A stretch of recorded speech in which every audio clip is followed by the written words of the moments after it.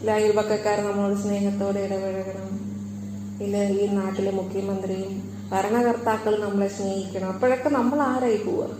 നമ്മളൊരു പ്രജയായി പോവുക, നമ്മളൊരു യാചകനായി പോവുക. ആദ്യം സ്നേഹത്താൽ സമ്പന്നമായിരിക്കണം, നിറഞ്ഞിരിക്കണം. എല്ലാവരും ഈ ലോകത്ത് വിലപ്പെട്ടവരാണ്. ഞാൻ മാത്രമാണ് വലിയവെന്ന് ചിന്തിച്ച അതും ഒരു അജ്ഞതയാണ്. ഒത്തിരി മായുണ്ട് നമുക്കുള്ളിൽ, ഒത്തിരി ഇരുട്ട്, അന്ധകാരം. നമുക്ക് പോലും കണ്ടുപിടിക്കാൻ പറ്റത്തില്ല എന്റെ കുഴപ്പമില്ല.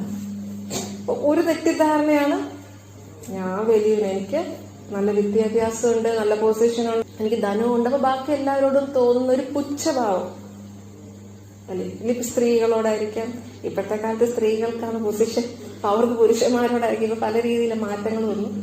അപ്പൊ അധികാരം എപ്പോഴും കിട്ടുമ്പോ നമുക്ക് അല്ലെ മറ്റുള്ളവരോട് പുച്ഛഭാവം വരാം. അതും നമ്മുടെ ഒരു തെറ്റിദ്ധാരണയാണ്, നമ്മുടെ എനർജി ശക്തിയെ കളയുന്നതാണ്.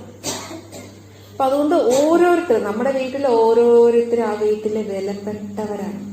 നമ്മളൊരു വിളക്ക് കത്തിക്കാൻ ഇത്ര പ്രാധാന്യം കൊടുക്കും അല്ലെ, അത് ഐശ്വര്യം കൊണ്ടിരുന്നു.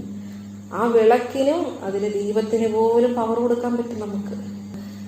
മന്ത്രങ്ങളൊക്കെ ജപിച്ചു കഴിയുമ്പം ഇല്ലേ, ചിലപ്പോൾ ഗുരുക്കന്മാരായിരിക്കും, അവർ വന്നു കഴിയുമ്പോൾ മഴ പെയ്യുന്നതായിട്ടൊക്കെ പറയാറുണ്ടല്ലേ. ഇന്നവർ വന്നു, ഇന്ന ഋഷി വന്നു, മുനി വന്നു, അപ്പം മഴ പെയ്തു. അപ്പൊ നമുക്ക് ആ മുനിക്കല്ല, ആ ഋഷിക്കാണോ നമ്മൾ പ്രാധാന്യം കൊടുക്കുന്ന വെള്ളത്തിനാണോ?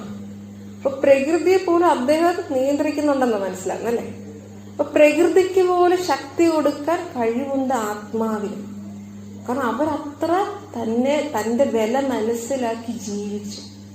വെളിയിലെ ലഹരിയൊക്കെ കളഞ്ഞു, വെളിയിലെ അട്രാക്ഷൻ കളഞ്ഞു, അധീനത കളഞ്ഞു, സ്വയം തന്റെ വിലയിൽ നിലനിൽക്കാൻ പഠിച്ചു. അപ്പൊ എന്ത് സംഭവിച്ചു?